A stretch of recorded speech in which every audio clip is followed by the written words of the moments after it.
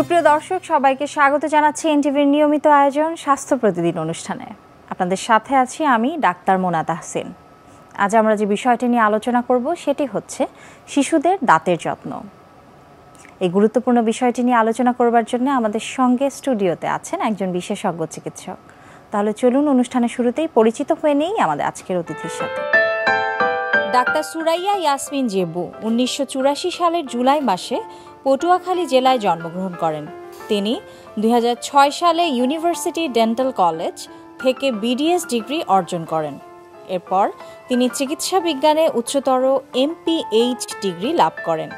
বর্তমানে তিনি মমজা ডেন্টাল ও maxillofacial surgery বিভাগের কনসালটেন্ট হিসেবে কর্মরত। আপু, আপনাকে শুভেচ্ছা এবং স্বাগত আমাদের আজকের অনুষ্ঠানে। আপনাকে ধন্যবাদ। ম্যাম, কোন বয়সের শিশুদের দাঁতে কি ধরনের সমস্যা ইউজুয়ালি হয়ে থাকে? শিশুদের 1.5 বছর থেকে দাঁতের সমস্যাটা কিছু কিছু বেবিদের দেখা যায়। কারণ ওই যে নর্মালি তো দাঁত 8 মাসের পর থেকে ওঠে শুরু করে, কিছু বাচ্চাদের জন্মের থেকেও কিছু দাঁত নিয়ে আসে, সেগুলো ডিফারেন্ট। বাট নর্মাল যেটা হয় 8 থেকে 10 মাস থেকে স্টার্ট হয় দাঁত ওঠা। তো বেবিদের ক্ষেত্রে ওরা যেহেতু নিজের দাঁত নিজে ক্লিন করতে পারে না, ব্রেস্ট ফিডিং করে বা কিছু বেবিদের ফিডার নেওয়ার অভ্যাস থাকে, সেক্ষেত্রে দাঁত ক্ষয় হয়ে যাওয়ার একটা টেন্ডেন্সি থাকে। প্রথমে তো পেইন হয় না, প্রথমে দাঁতে ক্ষয়টা থাকে, মাড়িটা ফুলে যায়, এই সমস্যাগুলো বেশি হয় বেবিদের ক্ষেত্রে। তো যেসব বাচ্চারা আসলে আমরা যারা উইনিং করার পরে সব ধরনের খাবার যখন সে খাওয়া শুরু করে, তখন ওই বয়সে কি হয় এবং একটা সদ্য স্কুল গোয়িং বাচ্চা একটা এইজের যেমন 3, 4, 5 এই বয়সে বাচ্চাদের কি ধরনের দাঁতের সমস্যা হয়? 3, 4, 5 এই এজের বাচ্চাদের আমরা পেইনটা খুব কমনলি পেয়ে থাকি। পেইন থাকে, মাড়িতে ফুলে যায়, দেখা যায় মানে ছোট গোটা টাইপের। সেই পেশেন্টরা কমপ্লেন করে গোটার মতো হয়েছে, চাপ দিলে কিছু একটা বেরোচ্ছে, এটা তাদের কমপ্লেন থাকে। এটা মেনলি বেবিদের তো ব্রাশ করাটা খুব টাফ একটা কাজ, যেটা ও মানে তারা করবেন কিন্তু প্রপারলি হবে না, তাদেরকে করিয়েও দেওয়া যায় না। সেক্ষেত্রে মানে ইনিশিয়ালি যে ক্যাভিটিস তৈরি হয় সেটা আনট্রিটেড থাকার জন্য ওখান থেকে মানে ক্যাভিটিটা অনেক বেড়ে যায়, পাল্প ইনভলভ হয়ে যায়, সেখান থেকে পেইন হয়। অনেক সময় পেইনটা কিছু সময় হয় আবার থেমে যায়, তো ওইটা লং টাইম থাকার জন্য পুজ হয়ে যায়। তো পুজটা যেহেতু ওর তো মানে একটা প্রেশার তৈরি হয় ওখানে, পুজটা বেরোতে পারে না, তখন দেখা সাইড থেকে ফুলে যায়। মানে মোস্ট অফ দ্য কেস পেশেন্টরা এই কমপ্লেনটাই নিয়ে আসে, গোটা হয়ে আছে মাড়িতে, চাপ দিলে কিছু একটা বেরোচ্ছে, এইটা এই পেইনটা কমপ্লেন সবচেয়ে বেশি কমন। আচ্ছা, তো এই যে বাচ্চাদের দাঁতের সমস্যা বা শিশুদের দাঁতের সমস্যা, এটি হবার পেছনে কি ফ্যাক্টর কাজ করে বা কি দায়ী আসলে এটার পেছনে? দায়ী হলো ফুড হ্যাবিট তো ডেফিনেটলি। যেমন বেবিদের একটা ক্যারিজ থাকে, র্যাম্প্যান্ট ক্যারিজ। মানে এটা হলো ফিডিং যারা করে, নার্সিং, এটাকে অল্টারনেটিভ বলা হয় নার্সিং বোটল সিনড্রোম। যেসব বেবিরা ফিডার খায় তাদের খুব কমনলি এটা হয়। এটা হয়। আবার কিছু বেবিরা যেমন খাবার শুরু করার পরে চকলেটস, চিপস এগুলো খুব বেশি খায়, তো এগুলো খেয়ে ওরা তো ব্রাশটা করতে দেয় না, ফুড পার্টিকেলসগুলো দাঁতে লেগে থেকে ওখান থেকে ক্যাভিটিস হয়।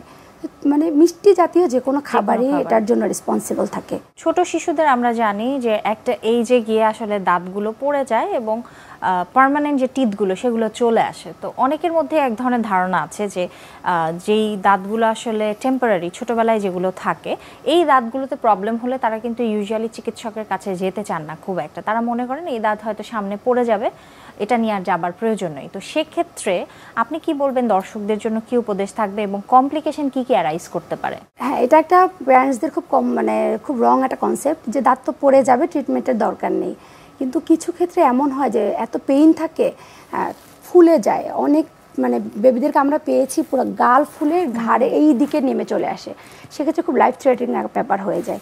সেক্ষেত্রে যখনই পেশেন্ট, মানে বাচ্চা তো কমপ্লেন করতে পারে না নর্মালি যে পেইন হচ্ছে, ওরা যেটা করে কি খাবারটা মুখে নিতে চায় না, কিন্তু কেন নিচ্ছে না এটা কিন্তু অনেক সময় বাবা মা বুঝতে পারে না, অনেক সময় টেম্পারেচার রাইজ করে। তো এই জিনিসগুলো বুঝতে হবে। অনেক সময় দেখা যায় ঢোক গিলতে চাচ্ছে না, এগুলো হলো পেইনের জন্য, ওরাল ক্যাভিটিতে কোনো ধরনের ডিস্টারবেন্সের জন্য এই কমপ্লেনগুলো হয়। এই জন্য বাবা মার অবশ্যই উচিত তাদেরকে নিজ হাতে বেবিদেরকে ব্রাশ করিয়ে দেয়া বা টুথগুলোকে চেক করা যে কোনো ব্ল্যাকিশ স্পট আছে কিনা, কোনো হোল তৈরি হয়েছে কিনা, এরকম দেখলে অবশ্যই ডেন্টিস্টের কাছে নিয়ে আসা উচিত। আচ্ছা, উন্নত দেশগুলোতে আমরা দেখি যে প্রি স্কুল এক ধরনের চেক আপের ব্যবস্থা রয়েছে, সেটি চোখ, দাঁত এবং পুরো শরীরের চেক আপ হয়ে থাকে। তো আপনার কি মনে হয় যে আমরাও কি এই ধরনের ইনিশিয়েটিভ নিতে পারি কিনা বা এর গুরুত্ব কতখানি বলে আপনি মনে করেন? এটার ইম্পর্টেন্স অনেক বেশি। প্রি স্কুল যে ওই এজটাতে কিছু যেটা হয় যে দাঁতগুলো তখন কিছু দাঁত পড়ে যায়, আবার 6 ইয়ার্সে গিয়ে আমাদের মানে বেবিদের যেটা ফার্স্ট পার্মানেন্ট মোলার যেটা 6 দাঁতটা ওঠে। তো এই দাঁতটা হলে এমনভাবে থাকে যে most of the parents identify করতে পারেন না যে ওটা পার্মানেন্ট টিথ। তাদের ধারণা যে এটা তো দুধ দাঁত পড়েই যাবে, কিন্তু ওটা কিন্তু লাইফে একবারই উঠে এবং একদম মানে at the last end of edge ওটা পড়ে যাবে। তো যেহেতু তাদের ওই কনসেপ্ট থাকে না যে এটা পার্মানেন্ট টিথ, তো অনেক সময় এটা মানে যেহেতু প্রথমে উঠে তো এই জন্য এই দাঁতটা খুব বেশি ক্যারিজ ডেভেলপ করে, এটা ক্যারিয়াস টেন্ডেন্সি খুব বেশি থাকে এই দাঁতের। তো বাবা মা ভাবে যে এটা তো পড়েই যাবে, সেক্ষেত্রে তারা ট্রিটমেন্ট নেন না, কিন্তু এটাতে কিন্তু ট্রিটমেন্ট নেওয়া দরকার সবচেয়ে বেশি। যেটা এই রুটিন চেক আপটা যদি থাকতো প্রি স্কুল, তাহলে এই মিস্টেকগুলো হতো না। মানে খুব মানে দুঃখজনকভাবে অনেক বাচ্চার এতটাই খারাপ অবস্থা হয় আমাদেরকে দাঁতটা ফেলে দিতে হয়, যেটা মানে লাইফ লং সে সাফার করে ওইটার জন্য।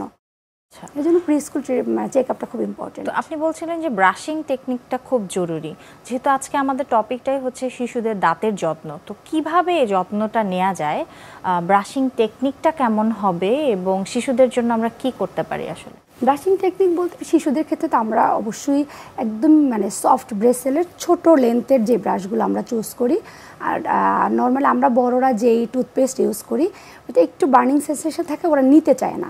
সেক্ষেত্রে বেবিদের জন্য কিছু বেবি টুথপেস্ট আছে, ওইটা ইউজ করলে ওরা খুব মানে কমফোর্টেবল ওটা নিতে পারে। তো সেক্ষেত্রে ব্রাশিং প্রসিডিউরটা হওয়া উচিত মানে সামনে পিছনে, উপরে নিচে না। তো বেবিদের ক্ষেত্রে তো প্রপার ওয়েতে করা যায় না, এটা বাবা মাকেই হ্যান্ডেল করতে হবে। আর কিছু বেবি থাকে যেমন 1.5 বছর 2 বছর ওরা ব্রাশটা নিতেই চায় না, সেক্ষেত্রে আমরা সাজেস্ট করি যে মাকে ফিঙ্গারে মানে স্ট্রেল গজ অথবা পাতলা কাপড় পেঁচিয়ে বেবি যখন ঘুমাবে অ্যাটলিস্ট ঘুমানোর সময় পুরো দাঁতগুলো মুছে যেন দেওয়া হয়, অ্যাটলিস্ট যেন মুছে দেওয়া হয়, সেক্ষেত্রে ক্যারিজের টেন্ডেন্সিটা অনেক কম হয়। আচ্ছা, যদি ক্যারিজ ডেভেলপ করে এবং সেটি যদি দুধ দাঁত হয়ে থাকে, তখন কি আসলে ক্যারিজের ট্রিটমেন্ট দরকার আছে কিনা এবং সেক্ষেত্রে কি ধরনের ট্রিটমেন্ট দরকার আছে? হ্যাঁ, অবভিয়াসলি দরকার আছে, কারণ ওই ক্যারিজটাই যদি আনট্রিটেড থাকে তখনই তো পেইন হবে। সেক্ষেত্রে প্রাথমিক অবস্থায় যখন দেখা যাবে মানে প্রথমেই তো পেইনটা হয় না, খেতে গেলে দেখা যায় খাবারটা আটকে যাচ্ছে, বাচ্চা খুব ডিস্টার্ব করে বা বারবার ওখানে ফিঙ্গারটা দিতে চায়, যখন আমরা এই কমপ্লেনগুলো নোটিস করব তখন ওইটা তো অবশ্যই ফিলিংটা করে নেওয়া উচিত। আচ্ছা, এটা হলো পেইন হওয়ার আগের স্টেজে। আর যদি দেখা যায় যে পেইন হচ্ছে, বাচ্চা নোটিস করলো না বাট বাচ্চার পেইন কমপ্লেন করছে, খাবার খেতেই চাচ্ছে না, সেক্ষেত্রে বাচ্চাদের বড়দের যেমন আমরা রুট ক্যানেল করি ওরকম ছোটদেরও মানে পালপেক্টমি পালপোটমি। হ্যাঁ, তো এই চিকিৎসাগুলো সম্পর্কে একটু জানাবেন যে বাচ্চাদেরকে আসলে রুট ক্যানেল আমরা জানি এটি আসলে অনেক ধৈর্য নিয়ে একটি দীর্ঘ সেশনের মাধ্যমে করা হয়, তো শিশুদের ক্ষেত্রে আপনারা এটি কিভাবে হ্যান্ডেল করেন? শিশুদের ক্ষেত্রে এটা খুব টাফ একটা কাজ, যেহেতু আমাদের এটা মাল্টিভিজিট কাজ করতে হয়, একদিনেই হয় না।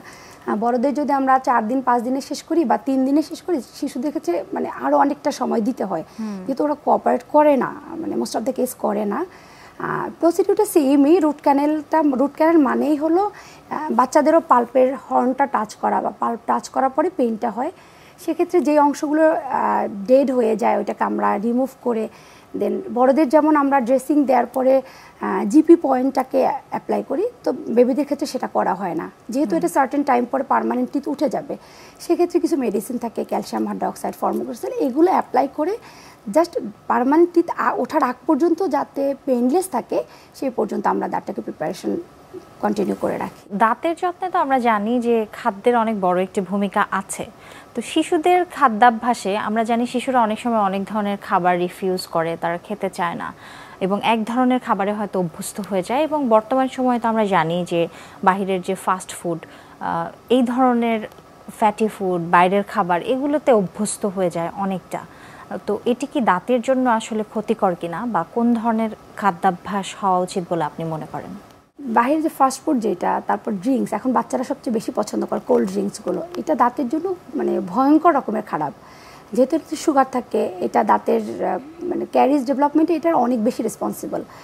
বাচ্চারা ফাস্টফুড পছন্দ করে, এটা খুব স্টিকি টাইপের থাকায় টুথ সার্ফেসে লেগে থাকে, সেক্ষেত্রে এখানে ক্যারিজ ডেভেলপ করার চান্স থাকে। চিপস চকলেট তো বললামই, এটা তো মানে মেইন ফ্যাক্টর, এগুলো যতটা সম্ভব অ্যাভয়েড করা উচিত।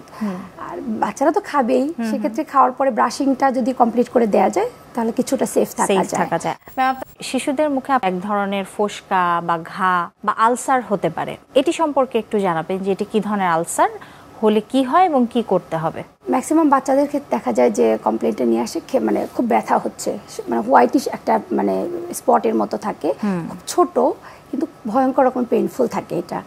এটা নর্মালি হওয়ার অনেকগুলো রিজন থাকে, যেমন বাচ্চার ওরা তো নিজেরা ব্রাশ করতে চায়, অনেক সময় ব্রাশের আনইভেন খোঁচা লাগে বা কোনো জায়গায় যদি বেশি খুব মানে জোরে প্রেসারে এটা হতে পারে।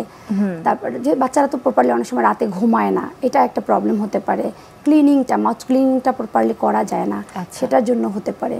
অ্যাপথাস বলি আমরা, এটা খুব কমনলি এটা বাচ্চাদের ক্ষেত্রে পাওয়া যায়। তো আমরা তো জানি যে অ্যাপথাস আসলে কোনো আইদার স্ট্রেস বা ইনফেকশন এগুলোর কারণে আমাদের অ্যাডাল্টদের হয়ে থাকে। তো শিশুদের ক্ষেত্রে কি এরকম কোনো ফ্যাক্টর আছে? শিশুদের ক্ষেত্রে ফুড হ্যাবিট এন্ড ব্রাশিং প্রসিডিউরে সেক্ষেত্রে ওই যে বললাম যে ব্রাশ করছে খোঁচা লাগলো, কোনো মাইনর ট্রমা, খোঁচা লাগলো, ট্রমাটিক বা একটু পড়ে গেল, একটু মানে বাইট লাগলো, কেটে গেল, ওটা থেকে অ্যাপথাস ডেভেলপ করে। এটাই থাকে। তো এই ক্ষেত্রে কি কোনো বিশেষ চিকিৎসা পদ্ধতির ভেতর দিয়ে যেতে হয় কিনা বা কি করণীয় আছে? অ্যাপথাসটা হলো ট্রিটমেন্ট করলেও 7 ডেজ থাকবে, না করলেও 7 ডেজ থাকবে, এটার ব্যাপারটা এরকম।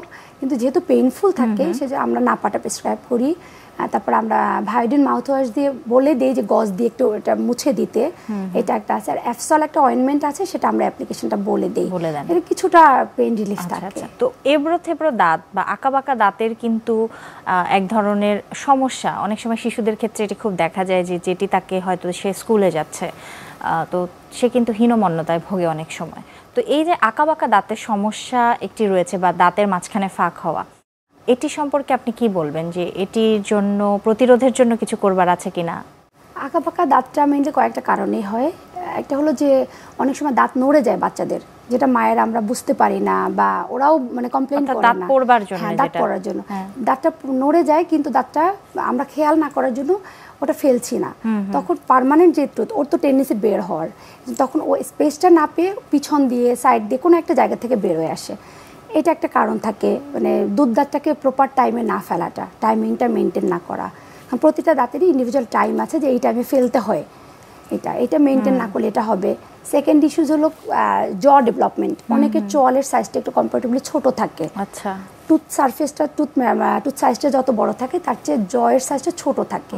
সেক্ষেত্রে আঁকাবাঁকা দাঁত হওয়ার একটা টেন্ডেন্সি থাকে, কিছু ফ্যামিলি হিস্ট্রি থাকে।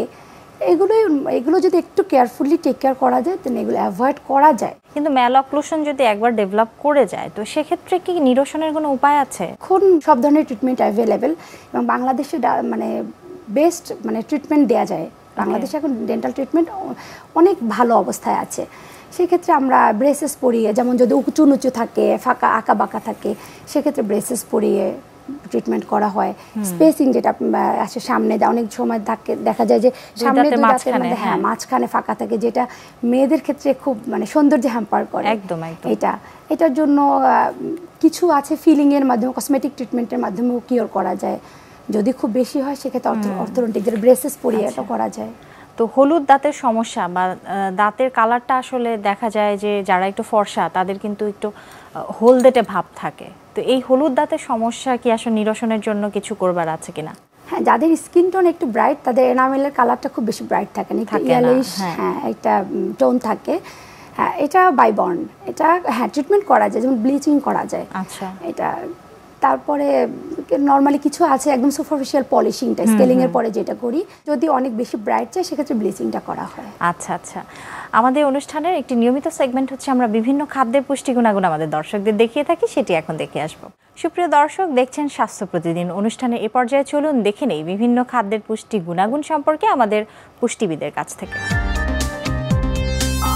দাঁতের সুস্থতায় আমরা কি করব বা দাঁত সুস্থ রাখতে গেলে আমরা কোন ধরনের খাবার খাবো, আমাদের দাঁতে সাধারণত কেন সমস্যা হচ্ছে বা দাঁতে অনেকের দেখা যায় আমরা যেটা বলি যে পোকা ধরছে, এটা আসলে পোকা ধরা না, দাঁতে আপনার ক্ষয় হয়ে যাচ্ছে। এখন সেটা কেন হচ্ছে?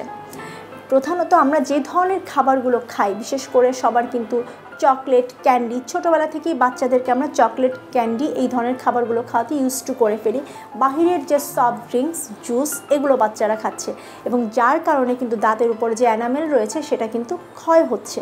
এই দাঁতে যখন আপনার ক্ষয় হচ্ছে, দাঁতের এনামেল ক্ষয় হচ্ছে, পরবর্তীতে এটা থেকে কিন্তু মাড়িতে ইনফেকশন হচ্ছে, ব্যথা হচ্ছে এবং একটা পর্যায়ে কিন্তু দাঁত ফেলেও দিতে হচ্ছে। তো এই জন্য কিন্তু প্রথমে যে খাবারগুলো নিষেধ আমি সেটা বলবো, কারণ আপনি যদি ছোটোবেলা থেকেই বাচ্চাদেরকে এবং আমরা নিজেরাও যদি যে ধরনের খাবার খেলে দাঁতের ক্ষতি হয় সেগুলো অ্যাভয়েড করতে না পারি, তাহলে কিন্তু আমাদের দাঁতকে সুস্থ রাখতে পারবো না। ঘুম থেকে উঠে কিন্তু আমরা স্বাভাবিক যে হেলদি নাস্তা সেটা গ্রহণ করতে পারি, তারপরে আমরা মিষ্টি জাতীয় খাবার বা মিষ্টি খেতে পারি। শুরুতেই ঘুম থেকে উঠে আমরা যখন মিষ্টি জাতীয় খাবার গ্রহণ করি সেটা কিন্তু আমাদের দাঁতের এনামেলের ক্ষয় সাধন করে। এই জন্য মিষ্টি জাতীয় খাবার একটু পরে গ্রহণ করতে হবে। চিনিটা অ্যাভয়েড করা উচিত। বাচ্চাদেরকে আমরা বলি চিনি না দিয়ে আপনি কিন্তু আখের গুড় কিংবা হলো যে মধু দিতে পারেন, চিনিটা অ্যাভয়েড করা বেটার। এবং আমাদের বড়দের কিন্তু চিনিটা যতটা সম্ভব আমরা অ্যাভয়েড করতে পারবো, ততই কিন্তু এটা আমাদের দাঁতের সুস্থতা ধারণ করবে। এখন আমাদের যে এই দাঁত, সেই খাবারগুলো আমরা যেগুলো বর্জন করলাম, এর পাশাপাশি আমরা কোন ধরনের খাবার গ্রহণ করব। দাঁত সুস্থ রাখতে গেলে আমাদেরকে কিন্তু ক্যালসিয়ামযুক্ত খাবার গ্রহণ করতে হবে। একটা শিশু যখন পৃথিবীতে জন্মগ্রহণ করে তার আগের থেকে কিন্তু আমরা মাকে বলি যে বাচ্চা যখন গর্ভে থাকে তখন থেকেই মায়ের কিন্তু ক্যালসিয়াম সমৃদ্ধ খাবার আমরা খেতে বলি, যাতে হলো মায়ের হাড় স্ট্রং হয়, মা সুস্থ থাকে, পাশাপাশি বাচ্চার দাঁত এবং হাড় স্ট্রং হয়। তাহলে আপনি বুঝতেই পারছেন যে আমাদের দাঁত সুস্থ রাখার জন্য ক্যালসিয়ামের প্রয়োজনীয়তা কতটুকু। প্রতিদিন আপনি আপনার খাবারে 1 মুঠ করে বাদাম রাখতে পারেন। বাদামে প্রচুর ক্যালসিয়াম থাকে এবং সহজে যেই খাবারটা আপনার ক্যালসিয়ামের চাহিদা পূরণ করবে সেটা কিন্তু আপনার দুধ বা দই। আপনি কিন্তু প্রতিদিন 1 গ্লাস করে দুধ অবশ্যই খেতে পারেন। যাদের হলো ক্যালসিয়াম ডেফিসিয়েন্সি বা ভিটামিন ডি ডেফিসিয়েন্সি রয়েছে তারা কিন্তু চাইলে 450 ml করেও আপনি দুধ খেতে পারেন। দুধ যদি খেতে না পারেন সেক্ষেত্রে দই খেলেও হবে। আপনি 1 কাপ বা 1.5 কাপ পর্যন্ত দই খেতে পারেন। দুধ এবং দইয়ের পাশাপাশি আপনার বাদামের কথা বললাম, এরপর আপনি যেটা খেতে পারেন আমন্ড মিল্ক আছে, কোকোনাট মিল্ক আছে, এগুলোতেও কিন্তু পর্যাপ্ত পরিমাণে ক্যালসিয়াম পাওয়া যায়। যদি সম্ভব হয় তাহলে সেগুলোও গ্রহণ করতে পারেন। এরপরে আসা যাক শাকসবজি। বাঁধাকপি, ব্রোকলি, ফুলকপি, পালং শাক, এগুলোতে প্রচুর পরিমাণে ক্যালসিয়াম থাকে। গাজর, টমেটোতেও ক্যালসিয়াম পাওয়া যায়। আপনি এই ধরনের সবজিগুলো নিয়মিত গ্রহণ করার চেষ্টা করুন। এই ধরনের সবজিও কিন্তু আপনার শরীরে পর্যাপ্ত পরিমাণে ক্যালসিয়ামের চাহিদা পূরণ করবে এবং আপনার শরীরে যতটুকু ক্যালসিয়াম দরকার সেটার কিন্তু যোগান দিবে। নিয়মিত যদি এই ক্যালসিয়াম সমৃদ্ধ খাবার আপনি গ্রহণ করতে পারেন, পাশাপাশি ফসফরাস সমৃদ্ধ যে খাবার মানে বিচিযুক্ত যেগুলো আছে, সিমের বিচি কিংবা আপনার মটরশুঁটি, তারপরে মিষ্টি কুমড়ার বিচি, এই ধরনের বিনস জাতীয় খাবার, সিডসযুক্ত খাবার যদি গ্রহণ করেন তাহলে কিন্তু সেটা আপনার দাঁত সুস্থ রাখতে সাহায্য করবে এবং দাঁত যাতে স্ট্রং হয় সেটাতেও কিন্তু সাহায্য করবে। দাঁতের এনামেল যাতে ক্ষয় না হয় সেজন্য যে খাবারগুলো নিষেধ করলাম বা যেগুলো বর্জন করতে হবে সেগুলো যদি মেনে চলতে পারেন তাহলে কিন্তু অনেক বয়স পর্যন্ত আপনি আপনার দাঁতকে সুস্থ রাখতে পারবেন। একেবারে অনুষ্ঠানের শেষ পর্যায়ে আছি। সবশেষে আমাদের দর্শকদের জন্য আপনার বিশেষ কোনো পরামর্শ রয়েছে কিনা যে শিশুদের দাঁতের যত্নে কি করতে হবে? শিশুদের দাঁতের যত্নে অবশ্যই বাবা মাকে অনেক বেশি সচেতন হতে হবে। যেহেতু ওরা শিশু, নিজেরা বলতে পারবে না, তাই আমাদেরকে রুটিন চেক আপ করা, প্রতিদিন ওদের ব্রাশিংটা কনফার্ম করা, এগুলো আমাদের মেনটেন করতে হবে। ওদের ফুড হ্যাবিটটাকে আমাদেরকে খুব স্ট্রিক্টলি মেনটেন করতে হবে, লাইফস্টাইলটাকে আমাদেরকে মেনটেন করতে হবে। এতটুকু করলে আশা করি বেবিদের দাঁত ভালো থাকবে। অনেক অনেক ধন্যবাদ আমাদের অনুষ্ঠানে আসবার জন্য। আপনাকেও ধন্যবাদ। সুপ্রিয় দর্শক, এতক্ষণ দেখছিলেন স্বাস্থ্য প্রতিদিন। কথা হচ্ছিল শিশুদের দাঁতের যত্ন নিয়ে। আশা করছি এই গুরুত্বপূর্ণ তথ্য ও পরামর্শগুলো আপনাদের অনেক অনেক কাজে আসবে। চলুন এ পর্যায়ে দেখে নেই কি থাকছে আগামী পর্বের স্বাস্থ্য প্রতিদিন অনুষ্ঠানে। আমাদের চুলের জন্য যেসব পুষ্টি দরকার, চুলের শক্ত হওয়ার জন্য, চুলের গোড়াটা শক্ত হওয়ার জন্য কিংবা চুল যেন ভেঙে না যায় সেটার জন্য, যে চুলের জন্য কি না করা দরকার, অর্থাৎ বেশি পরিমাণে ভিটামিনস মিনারেলস দরকার আমাদের চুলের জন্য, কোন ধরনের ভিটামিন দরকার নাই, সব ধরনের ভিটামিনই আমাদের দরকার। এবং সেই সাথে দেখা যায় যে আমাদের চুলের যে আমরা কিছু কাজ করে থাকি, যে চুলের ডাই করা তা কিংবা দেখা যায় অনেক সময় রিবন্ডিং করা, অনেক সময় আমরা কালার করে থাকি, এই যেগুলো এগুলো কিন্তু চুলের বন্ডেজগুলো ভেঙে দেয়।